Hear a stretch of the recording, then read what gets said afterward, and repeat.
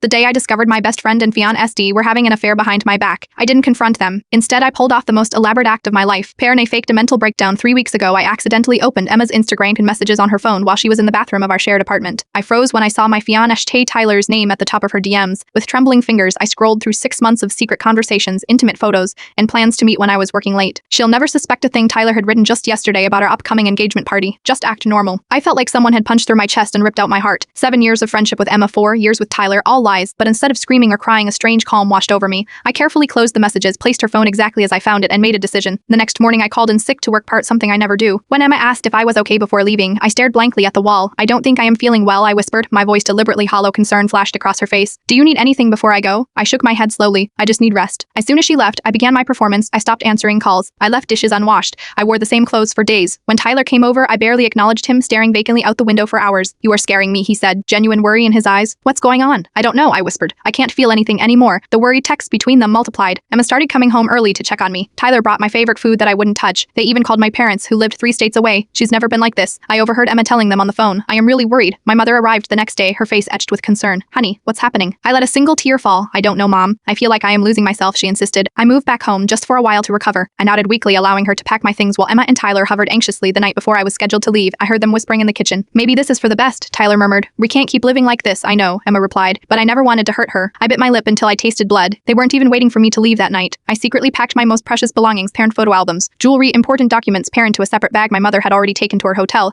The next morning, as my mother's car pulled away, I watched Emma and Tyler standing together in the doorway of my apartment, their faces masks of perfect concern. They had no idea that I wasn't actually going to my parents' house. I had emptied our joint savings account that morning, all $87,000 of it. I had also forwarded every single message between them to my email, and left an envelope taped under Emma's bed containing printed copies addressed to her parents, our friend group, and Tyler's boss Part, who happened to be his very traditional father. The timer was set for 3 days after my departure, when a scheduled email would tell them exactly what I knew, what I had done, and why they would never see me again. As my mother drove, I watched the city shrink in the side mirror. Are you sure about this? She asked, glancing at me. Running away won't fix your problems. I turned to her, dropping the vacant expression I'd worn for weeks. I am not running away, Mom, I replied, my voice strong. For the first time in days, I am starting over. Her eyes widened at my transformation. You weren't having a breakdown at all, were you? I reached for my phone, scrolling to the evidence I'd collected. No, I said, but they're about to.